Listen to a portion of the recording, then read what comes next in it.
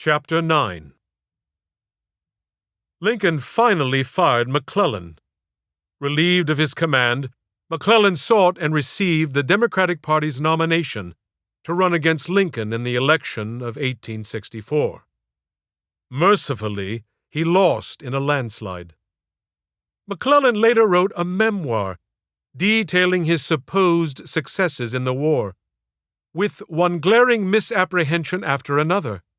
To spout falsehoods is bad enough, but to write them down for posterity's sake? Unconscionable. In the summer of 1863, I decided to interview for a job in Secretary of War Stanton's office. After the lengthy interview, I felt sick. I'd never failed more miserably in expressing myself, the one thing I considered my greatest asset. I was certain I would never walk the hallowed halls of the White House again. I trudged like a wounded elephant up Pennsylvania Avenue, swearing at myself with Judgment Day fury for every avoidable sin my mouth had committed. People passing were convinced I was certifiable. 2 ladies offered me money. Another proclaimed Jesus Lord and said she would pray for my soul. I requested she offer her supplications then and there. She froze, gobsmacked, trying to absorb the unexpected request, then slowly wobbled away, thus ending her ill-advised foray into the iffy terrain of soul-saving. All the important things I'd planned to say at the meeting were washed away in the hurricane of duncery that made landfall in Secretary Stanton's office. If only I could have drowned in the deluge, trunk, tusks, and tail. I arrived home to face an overly curious Athenia who dogged me with rapid-fire questions. Every mumbling half-answer so incensed her, she pulled at her hair and then tried to pull at mine. She trailed after me in and out of 6 rooms, her hot breath, penetrating shriek, and sarcastic know-it-all attitude never far from my neck. When I finally told the crazed banshee that I had described my abilities so dreadfully that the staff would never hire me for a crucial position, the little she-beast began laughing uncontrollably. "Isaac, have you lost your senses?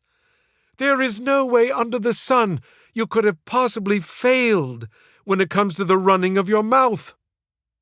Damn, she was right. The next day I received a note. "Mr. Westerfield, you will work directly with Secretary of War Stanton's personal assistant, Catherine King." I got the job with Stanton, 28 steps from the president's office. After my first day, Athenia grilled me for information, who I saw. Had I met so-and-so, and phrases like, "You know my father knows him. You should tell him you know my father." And on it went. At every turn she urged me to be more ambitious. I'm not certain whether Athenia learned ambition from her father or had the drive from birth. It was very natural to her, with little, if any, perception of the unseemliness of raw ambition. Having direction in your life is an excellent quality, but hungry, distracting ambition, the kind that dictates every action you take, is a human failing. The first phrase at every highly successful man's wake is a detailing of his successes. Underneath every line of praise sits the gnawing fact of his ravenous ambition, with little comment on the devastation to those who worked for him, or those foolish enough to have loved him. His ambition filled his bank accounts and lengthened his obituary with awards and titles, but the eulogies of affection and moral admiration were left unwritten. Ambition's ultimate fate? A funeral filled with flowers, but nary a tear. Athenia was a sensationalist. She could be swept away by the smell of food or the look in someone's eyes. She was a dilettante, yet had an artist's fervor. She knew what was good in my writing, a certain phrase or turn in the narrative, a strain of music, and what made the tempo correct. She was a carouser, a party attender, a woman incapable of fidelity. I was humiliated more than once, but knew it could not be helped. Her cravings were elemental to who she was. Every now and again, I would catch her looking at me with what seemed a touch of guilt-ridden despair. Once, when I caught her staring with this look, she said, "You know that I love you, Isaac." I did know. She loved me with all the heart she could offer one man, and it was enough for a time. Sometimes Athenia fell into a state of 13-year-old girly neediness that must be the joy of every father to bring solace to. It was never a pouting manipulation. It was a returning to childhood for the briefest respite from life, in hopes a loved one might accept the time-traveling and let her linger in childish things. I love this Athenia, the little girl I never knew.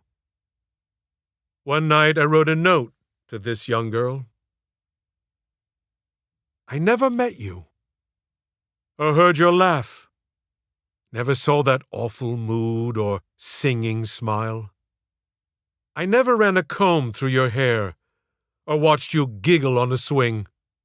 I never saw you float down a stair in lace, or trimmed with satin to a ball. I never heard you cry or whine or scream about nothing much. Never saw you sleeping, weary from the task of being you. But I adore you, and always will. My 10th full day in the White House was July 1st, 1863, the first day of the Battle of Gettysburg. General Lee had taken a large force into southern Pennsylvania, into Union territory. Day 1 was a stalemate, Day 2 a bloody mess, but Day 3, Lee overplayed his hand, and the poor Rebs were slaughtered. July 4th, 1863, we celebrated a great victory as General Lee retreated south, never able to attack the North on our territory again. Miraculously, the same day, hundreds of miles away, the Confederate stronghold on the banks of the Mississippi, Vicksburg, fell to General Grant. The Union was taking control of the war, but the suffering would continue for almost another 2 years. I was officially introduced to President Abraham Lincoln as he walked down the hall to give a speech on Independence Day. He kindly smiled and shook my hand. "Mr. Westerfield, welcome to the struggle. It's a good day. Thank God, it's a good day." I had listened to his inauguration speech, inspired, and found every word he ever wrote instilled with a wisdom that cannot be accounted for, accepting a gift of nature.